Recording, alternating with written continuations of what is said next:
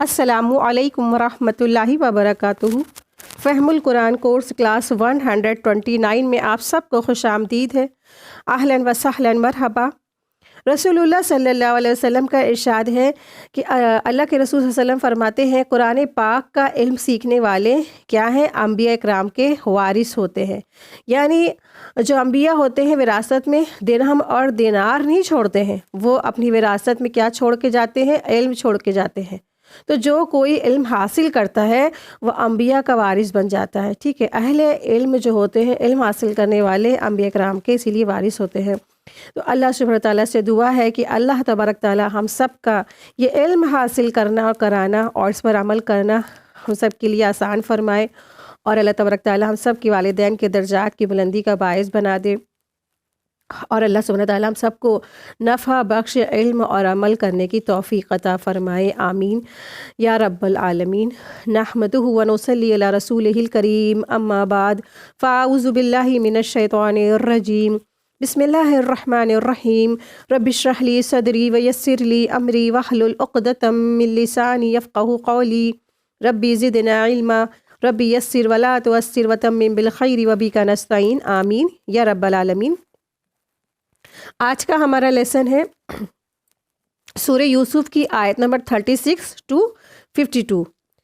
آیت دیکھیے، آیت نمبر 36، بسم اللہ الرحمن الرحیم۔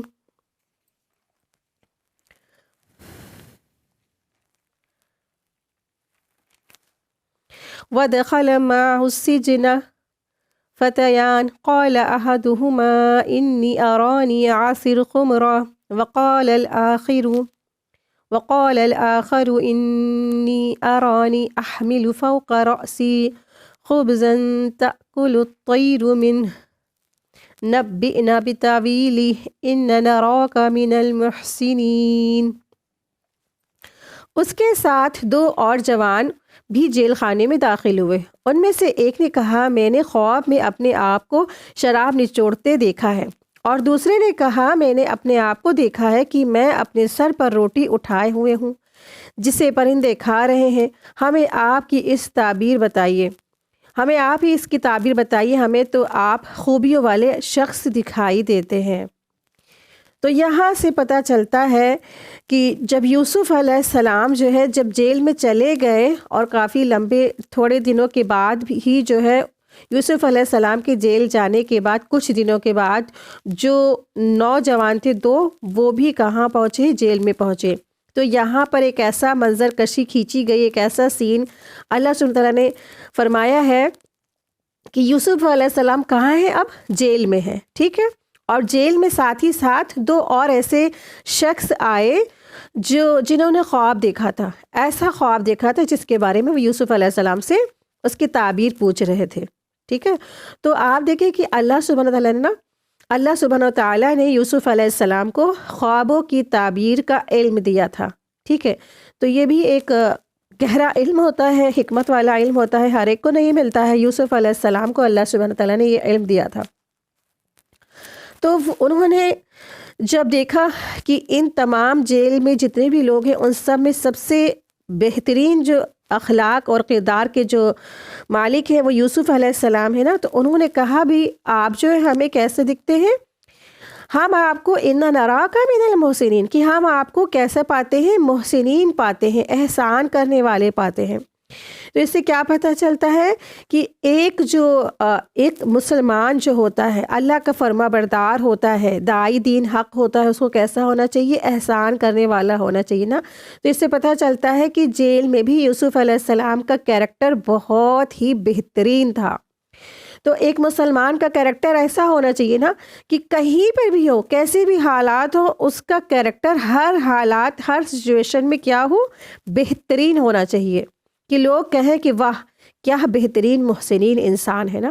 آپ دیکھیں جیل کا ماحول آتا ہے ہمارے دماغ میں، ایک سا کیسا سین آتا ہے نا کہ گندے کپڑے، گندے لوگ، لڑائی جھگڑا اور کھانا پینا، کیا ایسا پھیکم پھاکا اوٹا پٹک، ایسا نہیں۔ اور جہاں یوسف علیہ السلام تھے ہو سکتا وہاں پر بھی ایسا ہو، لیکن جب یوسف علیہ السلام داخل ہوئے تو کیا ہوئے؟ انہوں نے اپنے اخلاق اور کردار سے وہاں کا جو ماحول بھی تھا خوشگوار بنایا، اور اپنا بہترین کیریکٹر، بہترین کردار سب کے سامنے لائے۔ یہاں تک کہ جو ابھی بالکل فریشر جو تھے، نوجوان جو داخل ہوئے تھے، تو انہوں نے کہا کہ ہم تو آپ کو کیا پاتے ہیں، بہترین محسنین پاتے ہیں. ٹھیک ہے، آپ دیکھیے پہلی سچویشن کیا تھی کہ یوسف علیہ السلام جو تھے بے گناہ تھے. ٹھیک ہے، بے گناہ ہونے کے باوجود وہ جیل میں چلے گئے تھے. تو ہسٹری میں ایسا ہوتا بھی رہا ہے کہ انسان بہت سارے ایسے ہیں جو بے گناہ ہیں اور وہ جیلوں میں چلے گئے ہیں. بہت سارے علماء اور عالم، مفکر، مفسر، اور جو کافی ایسے علماء تھے جو بے گناہ ہونے کے بعد بھی وہ جیلوں میں قید کر لیے جاتے تھے، لیکن انہوں نے وہاں پہ ایسے ایسے بہترین کارنامے سر انجام دیے ہیں کہ ہسٹری بھری پڑی ہے. بہترین لوگوں کو ایسی تبلیغ کر دی ان لوگوں نے جیلوں کے اندر کی بہترین نسل تیار کر دی. پورے قرآن کے لوگوں نے، جو علماء ایسے جب داخل ہوئے تو انہوں نے جو جتنے بھی قیدی تھے لوگوں کو حافظ قرآن، عالم اور علماء تک کی بنا ڈالا، اللہ کے حکم سے، اللہ کی توفیق سے. تو یہ ہوتا ہے کہ جب آپ کے اوپر جیسے بھی حالات پڑے تو آپ کو کیا کرنا ہے، اس کا صحیح استعمال کرنا ہے. ٹھیک ہے، تو اللہ سبحانہ تعالیٰ نے یوسف علیہ السلام کو جب جیل پہنچایا تو یوسف علیہ السلام نے ایسا نہیں کیا کہ اس ٹائم کو ویسٹ کر دیتے. انہوں نے بہترین وہاں پر ایک بہترین طریقے سے لوگوں کی جو مائنڈ تھا، لوگوں کا جو طریقہ تھا، جو کریکٹر تھا، جو نیچر تھا، بہترین ڈیولپمنٹ کا کام کیا انہوں نے اس جیل کے اندر بھی. بہترین تخلیق کی انسانوں کی، نیچر کی اور کردار کی.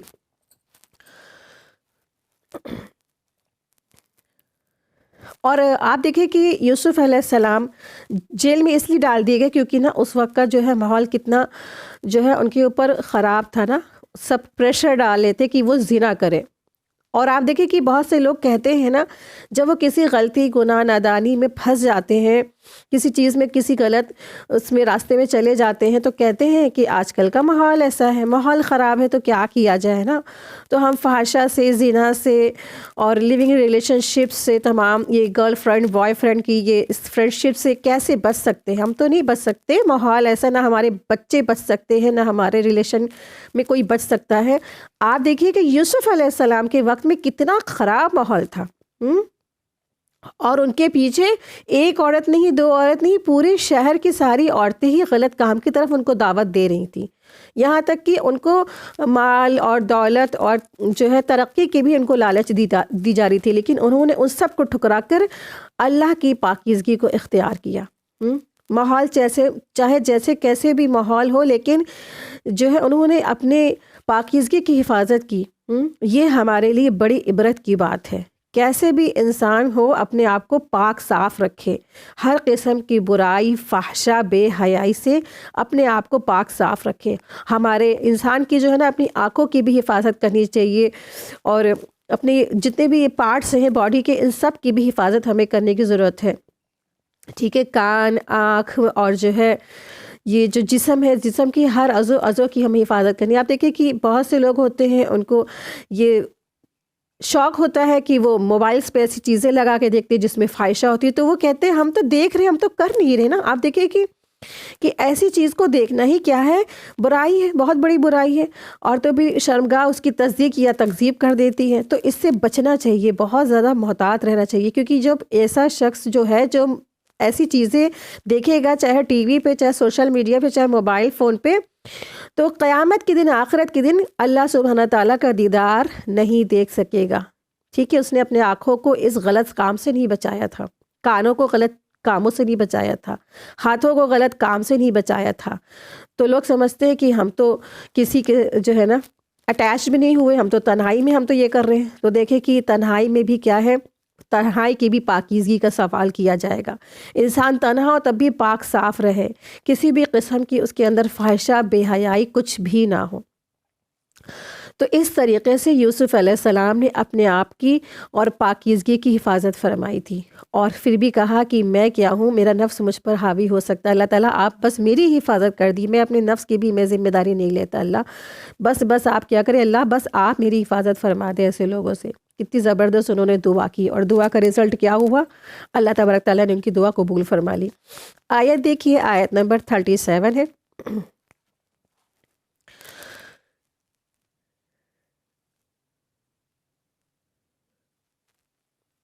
اور جو یہ دونوں شخص جو داخل ہوئے تھے جیل میں، دراصل یہ جو دونوں ساتھی آئے تھے جیل کے اندر، تو یہ دونوں ہی نوجوان شاہی دربار تھے، ٹھیک ہے۔ ان کے اوپر ایسا بلیم لگا تھا کہ اس وجہ سے یہ جیل میں ڈال دیے گئے تھے، جو دو ساتھی جیل میں آئے تھے فریشر، ٹھیک ہے۔ ایک شراب پلانے پر جو ہے اس کی ڈیوٹی تھی، اور ایک دوسرے کی جو ڈیوٹی تھی روٹی پکانے والا تھا، ٹھیک ہے۔ ایک شراب پلانے والے پھر اس کی ڈیوٹی تعینات تھی، اور دوسرے کی روٹی پکانے والا تھا۔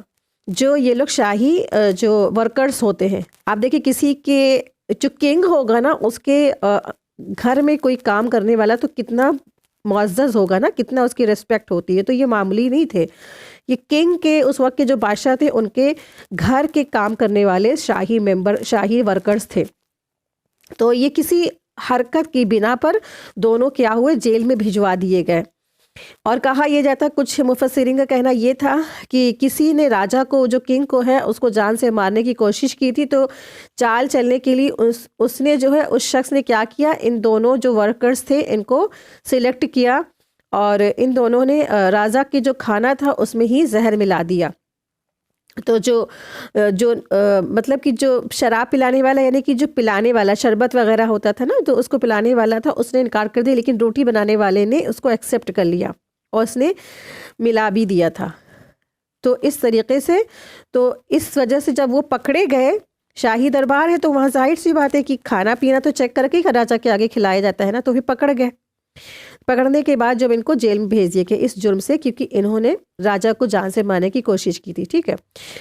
تو حضرت یوسف علیہ السلام جو ہے اللہ کے پیغمبر تھے، دعوت اور تبلیغ کے ساتھ ساتھ عبادت اور ریاضت اور تقوی اور دراست بازی اور اخلاق کے کردار پر کے لحاظ سے بھی جیل میں دیگر تمام قیدیوں سے ممتاز تھے، اور اس کے علاوہ وہ خواب کی تعبیر کا بھی انہیں خصوصی علم تھا، تو اللہ تبارک تعالیٰ نے ان کو عطا فرمایا تھا۔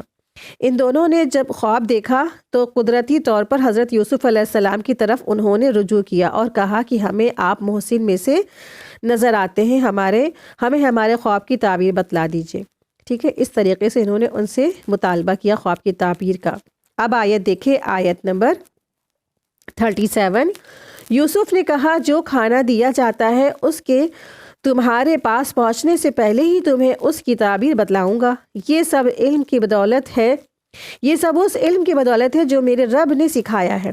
میں نے ان لوگوں کا مذہب چھوڑ دیا ہے جو اللہ پر ایمان نہیں رکھتے ہیں اور آخرت پر بھی کیا ہے، انکاری کرنے والے ہیں۔ تو یوسف علیہ السلام نے جو ان کے خواب کی تعبیر سے پہلے انہیں یہ بتانا چاہا کہ وہ ان عام لوگوں میں سے نہیں ہیں جو محض اپنے گمان سے خواب کی تعبیر کرتے ہیں، اٹکلے پچو کرتے ہیں، گیس کرتے ہیں۔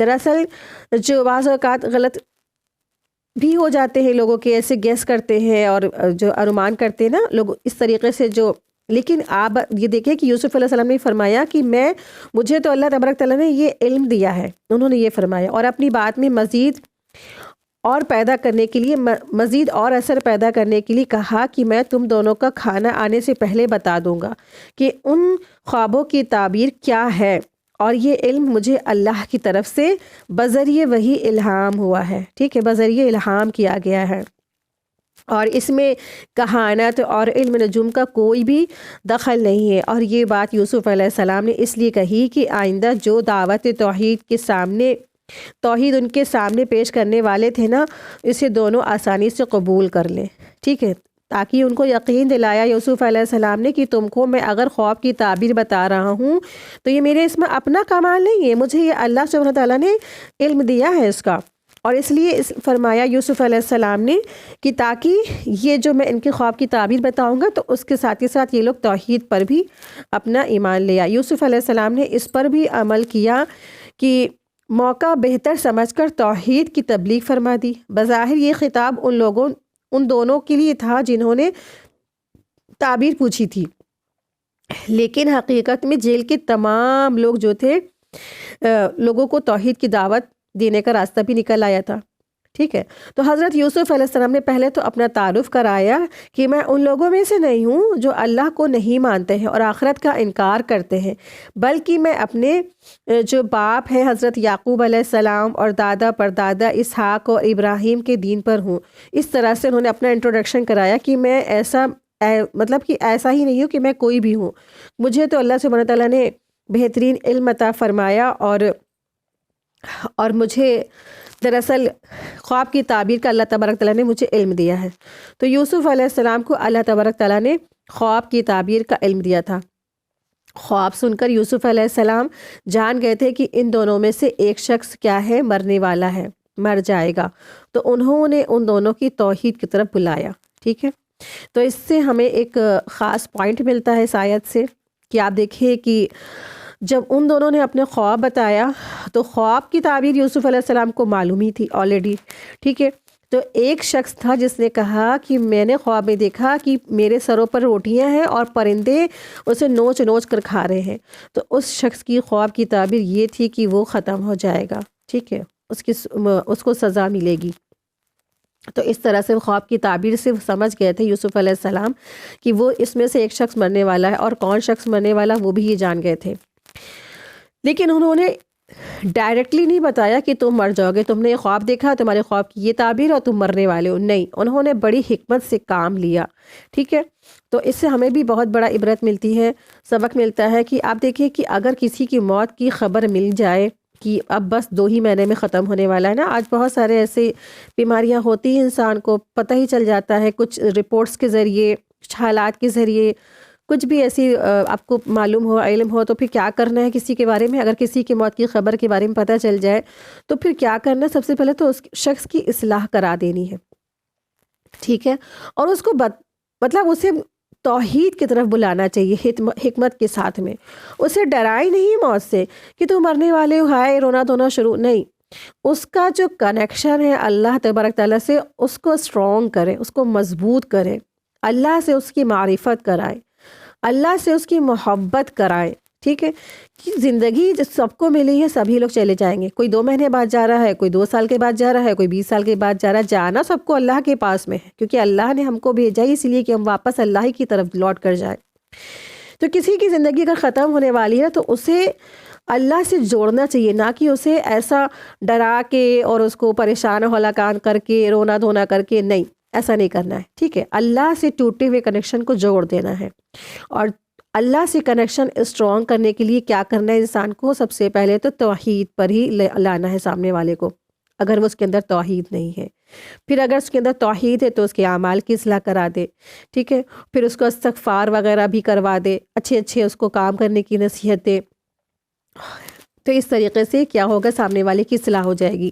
تو یوسف علیہ السلام نے بھی ایسا ہی کیا کہ انہوں نے ڈائریکٹلی اس کو نہیں بتایا، اس کو پہلے یہ بتایا کہ میں جو ہے نا تمہیں تعبیر بتلا دوں گا، یہ سب اس علم کی بدولت ہے جو مجھے میرے رب نے سکھایا ہے، میں نے ان لوگوں کا مذہب چھوڑ دیا ہے جو اللہ پر ایمان نہیں رکھتے ہیں، ٹھیک ہے، یعنی جو شرک کرتے ہیں میں ان سے کیا ہوں، بیزار ہوں، اور جو آخرت کے انکار کرنے والے ہیں۔ آیت دیکھیے، آیت نمبر 38، میں اپنے باپ داداؤں کی دین کا پابند ہوں، یعنی ابراہیم اور اسحاق اور یعقوب کے دین کا۔ ہمیں ہرگز یہ سزا وار نہیں ہے کہ ہم اللہ کے ساتھ کسی اور کو بھی شریک کریں، ہم پر اور تمام اور لوگوں پر اللہ تعالیٰ کا یہ خاص فضل ہے، لیکن اکثر لوگ ناشکری کرتے ہیں۔ تو یوسف علیہ السلام نے فرمایا کہ دراصل کیا ہے، آبا و اجداد ہمارے کون ہیں، کہ ابراہیم اور اسحاق اور یعقوب ہیں، ٹھیک ہے۔ تو اس سے کیا پتہ چلتا ہے کہ آپ اپنے باپ دادا کی پیروی کر سکتے ہیں، الا یہ کہ آپ کے باپ دادا صحیح راستے پر ہو، ٹھیک ہو، صحیح راستے پر ہو، پرفیکٹ راستے پر ہو، جو دین توحید کی طرف جاتا ہو، جیسے ابراہیم علیہ السلام، ان کے پردادا تھے نا یوسف علیہ السلام کے، ٹھیک ہے۔ پھر ابراہیم علیہ السلام، اسحاق علیہ السلام، یعقوب علیہ السلام، یہ سب کیا تھے، ان کے دادا پردادا سب تھے، تو یہ سب کیا تھے، آبا و اجداد ان کے بالکل توحید پر تھے اور بالکل اس پہ ثابت قدم تھے۔ تو اس طریقے سے اگر آپ کے باپ دادا صحیح راستے پہ ہیں تو آپ بھی رہیں صحیح راستے پہ، ورنہ کیا کریں، اگر باپ دادا غلط راستے پہ ہیں تو ان کا راستہ چھوڑ دیں۔ آیت دیکھیے، آیت نمبر 39، اے میرے قید خانے کے ساتھیوں، کیا متفرق کئی ایک پروردگار بہتر ہے یا ایک اللہ زبردست طاقتور ہے؟ کتنا پیارا خطاب اور کتنے پیارے انداز سے وہ بلا رہے ہیں اپنے ساتھیوں کو، ٹھیک ہے، توحید کی وہی دعوت پیش کر رہے ہیں جو شرک کی تردید ہے اور جو ہر نبی کی تعلیم اور اولین اور پہلی تعلیم و دعوت رہی ہے، یعنی لوگوں کو توحید کی طرف بلا رہے ہیں اور فرما رہے ہیں کہ اے میرے ساتھیوں کہ کئی الگ الگ پروردگار بہتر ہے یا صرف ایک؟ یعنی اس سے کیا ہے کہ اگر کسی کے کوئی مان لو مثال کے طور پر کوئی ایک سرونٹ ہے اور اس کے کتنے بہت سارے مالک ہیں، تو جو سرونٹ ہے وہ کسی ایک ہی مالک کو ایک ہی وقت پہ سروس دے سکتا ہے نا، سب کو تو خوش نہیں کر سکتا ہے نا۔ تو اگر کسی سرونٹ کا اس کا ایک مالک ہے تو اس کو ہمیشہ خوش کرے گا، کیونکہ جیسے اس نے پانی مانگا اس نے پانی ملا، اس نے کھانا مانگا اس کو فوراً کھانا ملا، جو اس نے ڈیمانڈ کی اس کے سرونٹ نے فوراً اس کو پورا کر دیا۔ لیکن اب اس کے اپوزٹ اگر کسی سرونٹ کے 10-20 مالک ہیں تو وہ ایک جو سرونٹ ہے کس کو پہنچائے گا؟ ایک کو پہنچائے گا، دو کو پہنچائے گا، تیسرے کو پہنچائے گا، پانچویں بار میں تو وہ نا راستے بھی گر پڑے گا نا۔ تو بہترین طریقے سے یوسف علیہ السلام نے ان لوگوں کو سمجھایا، اے میرے قید خانے کے ساتھیوں، کیا الگ الگ پروردگار بہتر ہے یا اللہ زبردست طاقتور؟ ٹھیک ہے، یعنی صرف اور صرف ایک اللہ کی تمہیں عبادت کرنی چاہیے۔ تو آپ دیکھیں یہاں یوسف علیہ السلام کے کردار کو سمجھنے کا موقع ملے گا کہ کس طرح یوسف علیہ السلام جیل میں ہوتے ہوئے کسی فرسٹریشن کا شکار نہیں ہوئے، کسی ڈپریشن کا وہ شکار نہیں ہوئے، حالانکہ وہ کیا تھے؟ بے قصور تھے، لیکن اس کے باوجود انہوں نے بہت صبر کے ساتھ عمدہ طریقے سے اپنا وقت گزارا، بہت اچھے اخلاق کے ساتھ، یہاں تک کہ ان کے ساتھ جو قید خانے میں جو دوسرے شخص آئے انہوں نے بھی ان کی خوش اخلاقی کو، ان کے احسان کو، ان کی نیکی کو پہچان لیا۔ تو بہرحال اللہ کا کرنا ایسا ہوا کہ انہوں نے خواب دیکھا، اس کی تعبیر کے لیے انہیں یوسف علیہ السلام ہی مناسب شخص نظر آئے۔ اور ایسا کیوں ہوا؟ ایسا ان کے اچھے اعمال کی وجہ سے ہوا، ان کے بھروسے کی وجہ سے ہوا جو انہوں نے اپنے عمل کی وجہ سے لوگوں پر بلڈ کیا تھا۔ ایک داعی دین جب لوگوں کے ساتھ اچھا معاملہ کرتا ہے نا تو ہی اس کی بات سنی جاتی ہے۔ اگر وہ گھر میں جھگڑالو ہوگا اور باہر بھی ہر ایک سے جھگڑا کرتا رہے گا تو وہ دین کی تبلیغ کے قابل نہیں ہوگا۔ تو اب یوسف علیہ السلام کے پاس چونکہ وہ خود چل کر آئے تھے نا تو انہیں موقع بھی مل گیا کہ تبلیغ کرنے کا۔ تو انہوں نے بہت ہی عمدہ انداز میں کہا، جب تک کھانا آتا ہے میں اتنی دیر تمہیں تمہارے خواب کی تعبیر بتاتا ہوں اور کچھ اور بات بھی کرتا ہوں۔ اور وہ بات کیا کہی؟ کیونکہ انہوں نے اعتماد کا اظہار کیا تھا، انہوں نے ان کو شرک سے بچنے کی تلقین کی اور صحیح راستے کی پہچان کرائی۔ بس اتنی مختصر سی تبلیغ کرتے ہیں، اور اس سے یہ بھی پتہ چلتا ہے کہ تبلیغ کس چیز پر ہونی چاہیے نا۔ سب سے پہلے لوگوں کو اللہ سے جوڑنا چاہیے اور شرک کی نفی کرنی چاہیے۔ تو انہوں نے سارے دلائل کے ساتھ شرک کی تردید کی، اللہ کی عبادت کی طرف بلایا، صرف اور صرف اللہ کی عبادت کی جائے۔ بہت سارے معبود بہتر ہیں یا صرف اور صرف اللہ زبردست طاقتور ہے؟ ٹھیک ہے، ایک کوشچن، سوالی انداز، کیونکہ سوال سے انسان کو چونکایا جاتا ہے۔ آیت دیکھیں، آیت نمبر 40، ان کے سوا جن کی تم پوجا پاٹ کر رہے ہو وہ سب نام ہی نام ہے جو تم نے اور تمہارے باپ داداؤں نے خود ہی گڑھ لیے ہیں۔ اللہ تعالیٰ نے ان کی دلیل نازل نہیں فرمائی ہے۔ فرما نروائی صرف اللہ تعالیٰ ہی کے لیے، یعنی فرما برداری اطاعت تو صرف اللہ تعالیٰ کے لیے ہے۔ اس کا فرمان ہے کہ تم سب سوائے اس کے کسی اور کی عبادت نہ کرو، یہی دین درست ہے، لیکن اکثر لوگ نہیں جانتے ہیں۔ تو کیسے یوسف علیہ السلام نے کیسی بہترین نصیحت فرمائی، ٹھیک ہے۔ انہوں نے کہا کہ تم جو ہے نا جن کی عبادت کرتے ہو، جن لوگوں کی عبادت پرستش کرتے ہو، وہ تو دراصل کیا ہے؟ بس تمہاری اپنے خود ایجاد کردہ کچھ نام ہے، ٹھیک ہے۔ یعنی ان معبود کو تم جن کی عبادت کرتے ہو تجویز تم نے کر رکھا ہے، مثلاً جن کے نام سے تم پکارتے ہو، لات، مناز، عزا، یغوث، یعوق، ود، یسر، نصر، شنکر، گڑیش، درگا ہے نا، عیسیٰ، عزیر، اور پھر خواجہ غریب نواز، گنج بخش، کرنی والا، کرمان والا وغیرہ وغیرہ، یہ تمام جو خود ساختہ جو تم نے نام گڑھ لیے ہیں، رکھ لیے، ان کی کوئی دلیل اللہ نے نازل نہیں فرمائی ہے۔ یہ سب تو کیا ہے؟ تمہارے خود ساختہ معبود ہیں جو تم نے خود گڑھ لیے ہیں۔ اللہ نے ایسے کوئی بھی اللہ کی طرف سے کوئی سفارشی نہیں بنایا، کوئی بھی معبود برحق نہیں، کوئی بھی معبود کیا ہے؟ حق پر نہیں ہے، سب کیا ہے؟ باطل ہے۔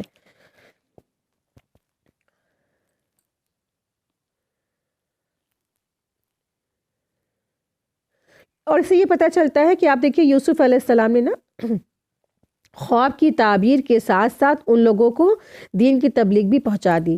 چاہے جیسے بھی انسان کے حالات و سچویشن ہو، انسان کو جو اس کا اپنا اہم مقصد اور گول ہے نا، اس کو نہیں چھوڑنا چاہیے۔ یعنی تبلیغ کا کوئی بھی جو ہے وقت انسان کو چھوڑنا نہیں چاہیے۔ آپ دیکھیے کہ سب لوگ سناٹے میں تھے، اور جیل میں اکثر وقت زیادہ ہوتا ہے، انسان خالی بھی رہتا ہے، تو ایسے حالات میں یوسف علیہ السلام نے لوگوں کو بہترین تبلیغ کی بات پہنچا دی، اللہ کی بات پہنچا دی۔ اور انداز دیکھیے کتنا خوبصورت انداز ہے۔ آیت دیکھیے، آیت نمبر 41۔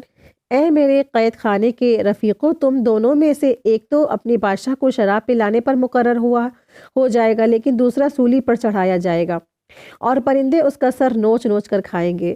تم دونوں جس کے بارے میں تحقیق کر رہے تھے، اس کام کا فیصلہ کر دیا گیا ہے۔ یہ بہترین انہوں نے جو ہے ان دونوں کی جو خواب انہوں نے دیکھا تھا، اس کے بارے میں یوسف علیہ السلام نے اس کی جو تعبیر تھی وہ بتائی، ٹھیک ہے۔ تو وہ جان گئے تھے کہ کون مرنے والا ہے، کون جو ہے وہ راجہ کا بہترین ساتھی، مطلب پرسنل ساتھی مقرر کیا جائے گا، لیکن انہوں نے بتایا نہیں، انہوں نے انڈائریکٹلی بتایا۔ یعنی دو تھے نا، تو دونوں میں سے بتایا، تم دونوں میں سے ایک کا یہ ہوگا اور ایک کا وہ ہوگا، ہاں، انجام۔ اور دیکھیے اگر وہ ڈائریکٹلی بتا دیتے، جس نے جو خواب دیکھا نا، تو کیا ہوتا، اس سے سامنے والا جس نے خواب دیکھا ہی ہے وہ کافی اس کی جو ہے نا غمزدہ ہو جاتا، پریشان ہوتا ہے نا، اور ڈپریشن میں ہی چلا جاتا ہو سکتا ہے۔ تو اس لیے یوسف علیہ السلام نے معاملہ کیسا رکھا کہ تھوڑا سا انڈائریکٹلی بتایا کہ تم دونوں میں سے ایک شخص کے ساتھ ایسا ہوگا اور ایک شخص ایسا ہوگا۔ تو دونوں ہی رہے کنفیوژن میں، ہو سکتا ہے شاید میں نہ ہوں، وہ والا شخص ہو، اور دونوں ہی اسی طرح سوچتے رہے۔ اور لیکن کیا ان لوگوں کی اصلاح بھی کرا دی یوسف علیہ السلام نے ساتھ ہی ساتھ میں، ٹھیک ہے۔ ان کو توحید کی بات پہنچائی، اللہ سے کنیکشن مضبوط کرایا، اور بہترین ان کو تبلیغ پہنچا دی۔ اور اب دیکھیں کہ اے میرے قید خانے کے رفیقوں، کتنے محبت بھرا انداز ہے کہ توحید کا جب انسان نصیحت کرنے کے بعد اب حضرت یوسف علیہ السلام نے ان کے بیان کردہ خوابوں کی تعبیر بھی بتا دی، ٹھیک ہے۔ اور یہ وہ شخص ہے جس نے خواب میں اپنے آپ کو انگور یعنی کہ نچوڑنا تیار کرتے ہوئے دیکھا تھا، اور آپ نے یوسف علیہ السلام نے ان دونوں میں سے ایک کا تعین نہیں کیا تھا، تاکہ مرنے والا پہلے ہی سے غم اور حزن اور ڈپریشن میں نہ مبتلا ہو جائے، ٹھیک ہے۔ اور یہاں پر یہ جو شخص تھا، اس کا سر نوچ نوچ کر کھائیں گے، تو اس سے مراد یہ ہے کہ یہ وہ شخص ہے جس نے اپنے سر پر خواب میں روٹیاں اٹھائے ہوئے دیکھا تھا۔ یعنی جس شخص نے خواب میں اپنے سر پر روٹیاں اٹھائے ہوئے دیکھا تھا، تو اس کے خواب کی تعبیر یہ ہے کہ وہ مرے گا اور اس کا سر جو ہے نا پرندے نوچ نوچ کر کھائیں گے، یعنی اس کو سولی پر چڑھایا جائے گا۔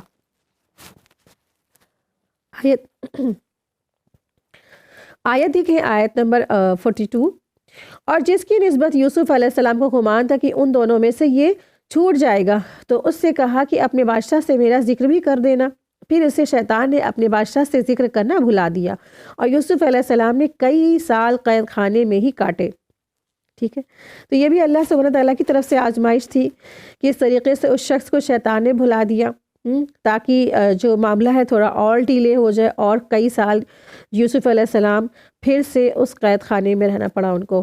تو بدعا جو لفظ آیا ہے، بدعا سنین کا جو لفظ ہے، یہ تقریباً 3 سال سے لے کر 9 سال تک کے لیے آتا ہے، ٹھیک ہے۔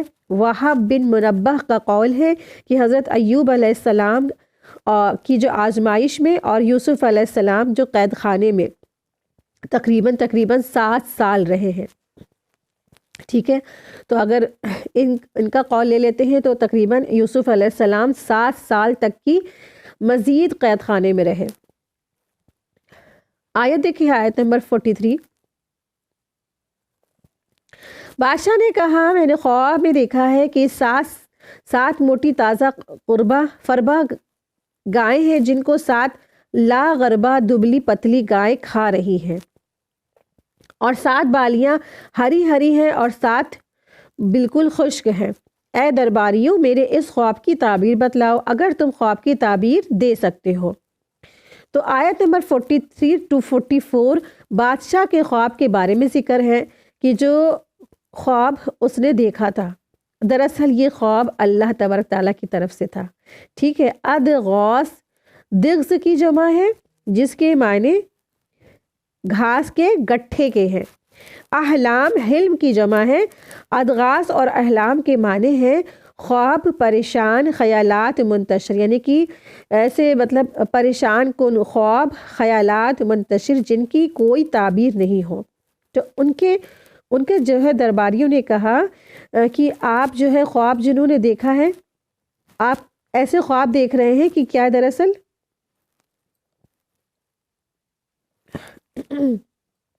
ان کے درباریوں نے کہا کہ دراصل کیا ہے، یہ ایسے ہی خواب ہے من گڑت اور اس کی کوئی تعبیر نہیں ہے۔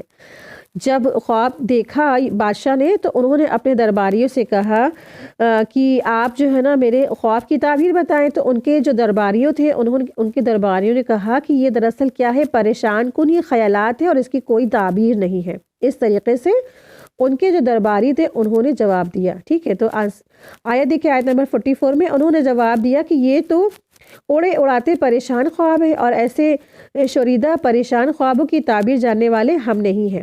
قالوا ادغاث احلام، تو ادغاث یہاں پہ آیت نمبر 44 میں آیا ہے، ادغاث اور احلام، ٹھیک ہے۔ ادغاث دغس کی جمع ہے جس کے معنی گھاس کے گٹھے ہیں، اور احلام حلم کی جمع ہے، ٹھیک ہے۔ تو اس دونوں کے معنی ہوتے ادغاث احلام کے معنی کیا ہے، پریشان کن خواب، خیالات منتشر، تعبیر اور تمام یہ جو ہے باتیں، یعنی کہ ایسے پریشان کن خواب، خیالات جن کی کوئی بھی تعبیر نہیں، ایسا انہوں نے کہا، ان کے درباریوں نے کہا۔ تو ایسے سوریدہ پریشان خواب کی تعبیر جاننے والے ہم ہیں نہیں، یعنی کہ اس طریقے سے انہوں نے اپنے آپ کو سرنڈر کر دیا کہ ہم نہیں جانتے کہ ہم آپ نے جو خواب دیکھا اس کے بارے میں ہمیں کوئی نالج نہیں ہے۔ اس طریقے سے انہوں نے اپنے ہاتھ کھڑے کر دیے۔ تو اس طرح سے ان کے جو درباری تھے انہوں نے جواب دیا۔ تو کچھ مفسرین کا قول ہے کہ علم تعبیر سے وہ بے خبر تھے، یعنی کہ خواب کی تعبیر دینے سے وہ بے خبر تھے، نہ اس کی انہوں نے نفی کی، انہوں نے صرف اس خواب کی تعبیر بتلانے سے لا علمی کا اظہار کر دیا کہ ہمیں نہیں پتا اے بادشاہ، آپ نے جو خواب دیکھے ہیں یا تو یہ کیا ہے وہم و گمان ہے، اور یا تو پھر ہمیں علم ہی نہیں۔ اس طریقے سے انہوں نے آنسر دیا ان کا۔ آیت دیکھیں، آیت نمبر 45۔ ان دو قیدیوں میں سے جو رہا ہوا تھا اسے مدت کے بعد یاد آ گیا کہ کہنے لگا تمہیں اس کی تعبیر بتلا دوں گا، مجھے جانے کی اجازت دیجیے۔ تو یہاں پر پتہ چلتا ہے کہ اب اس جو شخص تھا جس کو شیطان نے بھلا دیا تھا کہ بادشاہ سے ذکر کرنا، یوسف علیہ السلام نے کہا تھا نا، جو آیت نمبر 42 میں بتایا، تو اس شخص کو اب یاد آیا 7 سال کے تقریباً گزر جانے کے بعد۔ تو اس نے کہا کہ مجھے معلوم ہے ایسا ایک شخص ہے جو خواب کی تعبیر کا، جس کو اللہ سبحانہ تعالیٰ نے علم دیا ہے، بس مجھے کیا کرو، مجھے اس میں جیل خانے میں جانے کی اجازت دے دو، ٹھیک ہے۔ تو بادشاہ کے خواب کی تعبیر کے جو جاننے کے لیے اس نے اجازت مانگی، کہاں جانے کی اجازت مانگی؟ جیل خانے میں جانے کی اجازت مانگی، کیونکہ ہر ایک تو نہیں جا سکتا نا جیل کے اندر۔ آیت دیکھیں، آیت نمبر 46۔ اے یوسف، اے بہت بڑے سچے یوسف، آپ ہمیں اس خواب کی تعبیر بتلا دیجئے کہ 7 موٹی تازہ گائیں ہیں جنہیں 7 دبلی پتلی گائیں کھا رہی ہیں، اور 7 بالکل سبز خوشے ہیں، اور 7 ہی دوسرے بھی بالکل خشک ہیں، تاکہ میں واپس جا کر ان لوگوں سے کہوں کہ وہ سب جان لیں۔ تو وہ جو شخص تھا جس نے اجازت مانگی تھی، اب یہاں پر دوسرا سین آ گیا کہ وہ شخص واپس سے اسی جیل خانے میں، قید خانے میں واپس آ گیا یوسف علیہ السلام کے پاس، اور اس نے جو راجہ نے جو خواب دیکھا تھا نا، اس کی تعبیر جاننے کے لیے یوسف علیہ السلام کے پاس واپس آیا، اور اس سے یوسف علیہ السلام سے دریافت فرما رہے ہیں کہ آپ بتا دیجئے یوسف علیہ السلام کی اس طریقے سے ایک نے خواب دیکھا ہے تو اس کی تعبیر کیا ہوگی۔ تو وہ جو خواب تھا اس کی تعبیر پوچھنے کے لیے وہ جیل میں آ گئے۔ آیت دیکھیں، آیت نمبر 47۔ یوسف نے جواب دیا کہ تم 7 سال تک پے در پے لگاتار حسب عادت غلہ بویا کرنا اور فصل کاٹ کر اسے بالیوں سمیت ہی رہنے دینا، سوائے اپنے کھانے کی تھوڑی سی مقدار کے۔ اس کے بعد آیت دیکھیں، آیت نمبر 48۔ اس کے بعد 7 سال نہایت سخت قحط آئے گا، وہ اس غلے کو کھا جائے گا جو تم نے ان کے لیے ذخیرہ رکھ چھوڑا تھا، سوائے اس تھوڑے سے کہ جو تم نے تم روک رکھتے ہو۔ تو یہاں حضرت یوسف علیہ السلام کو اللہ تبارک تعالیٰ نے جو علم تعبیر سے نوازا تھا نا، کہ اس لیے نا وہ اس خواب کی تہ تک فوراً پہنچ گئے۔ خواب کی تعبیر کا بھی اللہ نے ان کو علم دیا تھا، اور معاملے کی تہ تک پہنچ جانے کا بھی حکمت عطا فرمائی تھی، اور ان حالات میں کرنا کیا ہے یہ بھی اللہ نے ان کو حکمت دی تھی۔ ٹھیک ہے، اکثر ہوتا ہے خواب پتہ چل گیا، معلوم ہو گیا، لیکن کرنا کیا یہ سمجھ میں نہیں آ رہا ہے۔ اللہ سبحانہ تعالیٰ نے، وہ یوسف علیہ السلام نبی تھے، اللہ کے رسول تھے نا، تو اللہ سبحانہ تعالیٰ نے معاملے کو ہینڈل کرنے کا تک جو حکمت کے ساتھ اس کو نپٹنے کا بھی اللہ نے ان کو ہنر دیا تھا۔ تو انہوں نے بتایا اس طریقے سے تم ایسے کر لینا، تو تمہارے 7 سال قحط سالی کے آئیں گے، جو تم 7 سال اس جو ہے تمہارے جب 7 سال غلہ آئے گا تم اس کو پریزرو کر لینا، سٹور کر لینا۔ جو تمہارے 7 سال غلہ سوکھا جب پڑے گا تو تمہارا 7 سال جو تم نے خشک غلے کو سنبھال کے رکھا ہے وہ اس سے تمہارے نپٹنے کے لیے تیاری ہو جائے گی۔ اس طریقے سے انہوں نے، یوسف علیہ السلام نے اس کو پلاننگ بھی بتا دی فیوچر کی، کیونکہ نا انہوں نے موٹی تازہ 7 گایوں سے ایسے 7 سال مراد لیے تھے جن میں خوب پیداوار ہوگی، اور 7 دبلی پتلی گایوں سے اس کے اپوزٹ 7 سال خشک سالی کے تھے۔ تو اس طرح 7 سبز خوشوں سے مراد کیا تھا؟ زمین خوب پیداوار ہوگی، اور 7 خشک خوشوں کا مطلب یہ تھا کہ ان 7 سالوں میں زمین میں پیداوار نہیں ہوگی۔ اور پھر اس لیے تعبیر بھی بتلائی کہ 7 سال تم متواتر کاشتکاری یعنی کھیتی کرو گے، اور جو غلہ تیار ہو اسے کاٹ کر بالیوں سمیت رکھ لینا۔ تو بالیوں سمیت رکھنے کے لیے اس سے پتہ چلتا ہے کہ لانگ لاسٹنگ وہ پریزرو رہتا ہے۔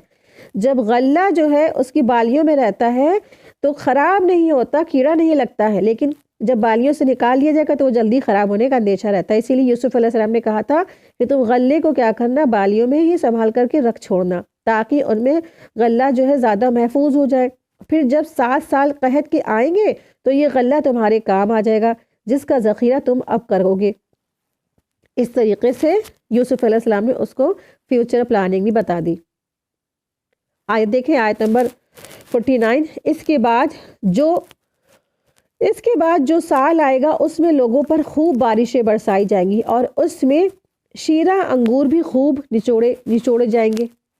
یعنی قحط سالی کے 7 سال گزرنے کے بعد پھر خوب بارشیں ہوگی، جس کے نتیجے میں کثرت سے پیداوار بھی ہوگی، اور تم انگوروں سے اس کا شیرہ نچوڑو گے، زیتون سے تیل نکالو گے، اور جانوروں سے دودھ بھی دہو گے۔ خواب کی اس تعبیر کے خواب سے کسی لطیف مناسبت حاصل ہے، جیسے صرف وہی شخص سمجھ سکتا ہے جسے اللہ تبارک تعالیٰ نے ایسا ہی صحیح جو ہے نا علم اور حکمت عطا فرمائی ہو، جو اللہ تبارک تعالیٰ نے یوسف علیہ السلام کو عطا فرمائی تھی۔ تو اس طریقے سے یوسف علیہ السلام نے ان کو جو ہے فیوچر میں کرنا کیا بھی بتا بھی دیا۔ آیت دیکھیں، آیت نمبر 50۔ اور بادشاہ نے کہا، یوسف کو میرے پاس لاؤ۔ جب قاصد یوسف کے پاس پہنچا تو انہوں نے کہا کہ اپنے بادشاہ کے پاس واپس جا اور اس سے پوچھ کہ ان عورتوں کا حقیقی واقعہ کیا ہوا جنہوں نے اپنے ہاتھ کاٹ لیے تھے۔ ان کے ہیلے جاننے والا میرا پروردگاری ہے۔ ٹھیک ہے، آپ دیکھیے کہ جب بادشاہ کو پتہ چلا خواب کی تعبیر، اور فیوچر میں یوسف علیہ السلام نے ان کو جو فائنینشلی بھی بتا دیا کہ کس طرح سے تمہارا فائنینشل مضبوط ہو سکتا ہے نا، تو اکنامی کس طرح سے تمہاری مضبوط رہے گی آنے والے 7 ایئرس میں، تو بادشاہ کو اس پہ بڑا مطلب کہ بہت وہ خوش ہوگی، اور اس نے کہا تم کو جس نے یہ خواب کی تعبیر بتائی اس شخص کو میرے پاس لے کر آنا۔ ٹھیک ہے، تو پھر وہ شخص جب واپس سے گیا یوسف علیہ السلام کے پاس، تو پھر یوسف علیہ السلام نے، آپ دیکھیں، یوں ہی نہیں نکل آئے، اور انہوں نے کہا کہ ان جو ہے عورتوں کا حال کیا ہوا جنہوں نے مجھ پر الزام اور بلیم لگائے تھے۔ تو آپ دیکھیں یوسف علیہ السلام کا یہاں پر بہترین صبر یہاں پہ معلوم ہوتا ہے، صبر اور تحمل نظر آتا ہے کہ حضرت یوسف علیہ السلام نے دیکھا نا، جب بادشاہ اب مائل ہے اور کرم ہے تو انہوں نے اپنے آپ کو یوں عنایت سے جیل سے نکلنا پسند نہیں کیا، بلکہ اپنے کردار کی رفعت اور پاک دامنی کے اسبات کو ترجیح دی، تاکہ دنیا کے سامنے آپ کا کردار اور اس کی بلندی واضح ہو جائے، کیونکہ داعی اللہ کے لیے عفت، پاک بازی اور رفعت کردار بہت ضروری ہے۔ اور یوسف علیہ السلام کیا تھے، یہ بھی مطلب کہ چاہتے تھے کہ ہم باہر سے نکل تو آئیں، لیکن کیا ساتھ ہی ساتھ ہم بے قصور بھی ثابت ہو، پروف ہو جائے کہ ہم بے قصور۔ آپ دیکھیں کہ کوئی اگر کسی پر الزام لگا ہوتا ہے کسی شخص پر، اور وہ یوں ہی باہر نکل آتا ہے، تو زمانہ کیا کہتا ہے؟ ارے یہ تو ہے ہی ایسا، ارے یہ تو ہے ہی ویسا، نا، کیونکہ وہ ضمانت پہ رہا ہوا، بے قصور نہیں ثابت ہوا ہے۔ تو زمانہ کتنا اس کی بات کا کوئی یقین ہی نہیں کرتا ہے نا۔ لیکن یوسف علیہ السلام اتنے سال جیل میں رہنے کے باوجود بھی انہوں نے کیا کیا کہ میں ایسے نہیں آؤں گا۔ ذرا ان سے پوچھو کہ ان عورتوں کا کیا ہوا، ٹھیک ہے؟ یوسف علیہ السلام کی رہائی کی خوشخبری سننا، قید خانے چھوڑ کے اور انکار کر دینا، کہ آپ دیکھیں کتنی بڑی بات ہے کہ کوئی اور ہوتا کہ اتنے لمبے وقت کے بعد کہ تمہیں رہا کرا جا رہا، کہ فوراً وہ قید خانہ چھوڑ دیتا اور کہتا ٹھیک ہے چلو باہر چلتے۔ لیکن یوسف علیہ السلام نے قید سے باہر نکلنا گوارا نہیں کیا جب تک کہ ان کی پاک دامنی ثابت نہ ہو جائے، اور کہا کہ میرے مقدمے کی تحقیقات بھی کر لی جائے۔ بادشاہ کا تحقیق کرنا اور ان کی پاکی کا یقین ہو جانا، عزیز مصر کی بیوی کا اعلان بھی کر دینا، یہ سب کیا ہے؟ سارا قصور میرا تھا۔ اس طرح سے اس نے لاسٹ میں یہ بھی کہا۔ تو آپ دیکھیں کہ کیسا صبر اور تحمل تھا یوسف علیہ السلام کے اندر، نا۔ اتنے لمبے عرصے کے بعد اب ان کو بلایا جا رہا ہے کہ آپ آئیے، باہر آئیے، آپ کے لیے پوزیشن ہے، آپ کے لیے جاب ہے، آپ کے لیے بہترین حکمت ہے، اور جو ہے امپورٹنٹ آپ کے لیے رتبہ ہے۔ لیکن نہیں، انہوں نے کہا نہیں، پہلے مجھے نا میری بے گناہی ثابت ہونی چاہیے کہ میں بے قصور ہوں، بے خطا ہوں، مجھ پر الزامات لگائے گئے، میری پاک دامنی پر مجھے الزام لگائے گئے اس طریقے سے۔ تو آپ دیکھیں کہ یوسف علیہ السلام کا صبر اور تحمل کی تعریف ہے۔ حضرت ابو ہریرہ رضی اللہ عنہ کہتے ہیں کہ آپ صلی اللہ علیہ وسلم نے فرمایا کہ اگر میں جیل میں اتنا عرصہ تک رہتا جتنا عرصہ یوسف علیہ السلام رہے ہیں، تو میں آزادی کی اس دعوت کو فوراً قبول کر لیتا۔ یہ صحیح بخاری کی حدیث نمبر 6477 ہے۔ یعنی اتنا عرصہ رہنے کے باوجود ان کو پکارا جا رہا، ان کو بلایا جا رہا، لیکن وہ نہیں نکل رہے، اور وہ کہہ رہے میری پاک دامنی ثابت کی جائے۔ آپ کے اس جواب سے یوسف علیہ السلام بے پناہ تحمل اور وقار کا اندازہ ہوتا ہے۔ دوسرے لفظوں میں، جب تک عوام الناس میں بھی آپ کی عفت، عصمت اور بے گناہی نکھر کر سامنے نہ آ جائے، تو آپ نے اس آزادی کو قبول نہیں کیا۔ یعنی یوسف علیہ السلام نے اس آزادی کو قبول نہیں کر دیا، ٹھیک ہے؟ انہوں نے کہا کہ پہلے میرے معاملے میں تحقیقات کر لی جائے کہ مجھے قیدی کیوں بنایا گیا، مجھے قید میں کیوں ڈالا گیا۔ اگر میں مجرم ہوں تو رہائی کا مستحق نہیں، اگر مجرم نہیں ہوں تو بلا شبہ مجھے رہا ہونا ہی چاہیے۔ اس سلسلے میں انہوں نے عزیز کی جو بیوی کی جگہ ان عورتوں کا بھی ذکر کیا جنہوں نے مکاری کی وجہ سے اپنے ہاتھ کاٹ لیے تھے۔ یعنی عزیز مصر کی بیوی پر کوئی الزام، ان کا کوئی ذکر نہیں کیا۔ اس سے کیا پتہ چلتا ہے کہ انہوں نے جو امانت میں خیانت نہیں کی، اور انہوں نے کہا کہ ہم آئے ہیں تو اس وجہ سے، جب ان کی باتوں کا پتہ چل گیا کہ کس وجہ سے جب آئے ہیں، تو پتہ چلا سب نے اپنے اپنے جرم جو ہے ایکسیپٹ کر لیے۔ تو اس طریقے سے یوسف علیہ السلام نے جو ہے اپنے جو ہے بے گناہی ثابت فرمائی۔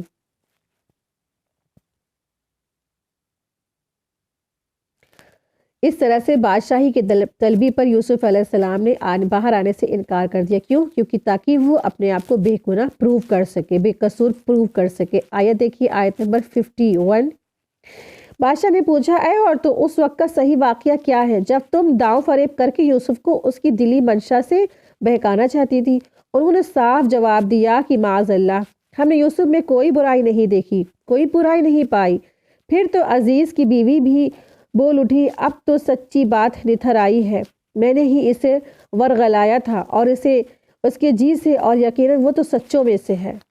ٹھیک ہے؟ اس طریقے سے کون کہہ رہا ہے؟ وہی جس نے بچے کی طرح پالا پوسا اور پھر غلط کام کی طرف دعوت دی، اور پھر اتنی بڑی سی اس نے سازشیں کی۔ آج وہی عورت کہہ رہی ہے کہ واقعی میں یہ تو میرا ہی قصور تھا، میرا ہی غلطی تھی، اور یوسف علیہ السلام تو سچے ہیں۔ ٹھیک ہے؟ تو انہوں نے ایسا کہا کہ جب بادشاہ نے کہا کہ کس طرح سے تم لوگوں نے کیا کیا، تمہارا کیا معاملہ ہے، تو ساری عورتوں نے اپنی جرم کا اقرار کر لیا، ایکسیپٹ کر لیا۔ ساری عورتوں نے مانگ لیا کہ ہاں ہم ہی خطا کار تھے، ہماری چالیں تھی، لیکن یوسف علیہ السلام کیا ہے، وہ تو بالکل پاک دامن تھے، بے گناہ تھے۔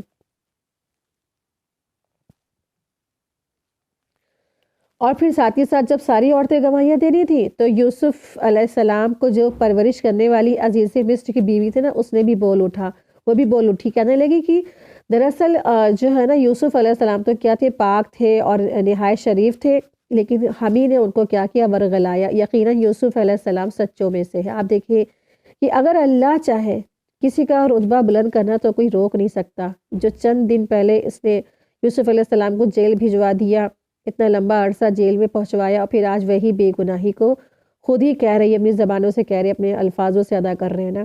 تو اللہ سبحانہ وتعالیٰ کسی کا رتبہ اگر بلند کرنے پہ آ جائے تو کوئی روک نہیں سکتا ہے۔ تو توکل علی اللہ ہونا چاہیے ہم لوگوں کو، جیسے یوسف علیہ السلام نے توکل علی اللہ کیا، اللہ کے فیصلے پہ راضی رہے، اللہ کے ہر فیصلے سے خوش رہے، اور صبر تحمل سے کام لیتے رہے، اور اپنی عزت اور عصمت کی حفاظت کرتے رہے۔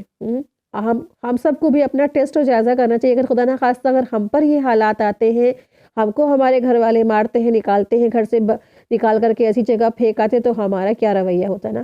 تو ہم تو شاید مارنے اور مٹ جانے پر آمادہ ہو جاتے، لیکن نہیں، یوسف علیہ السلام نے ہر سچویشن میں صبر کیا۔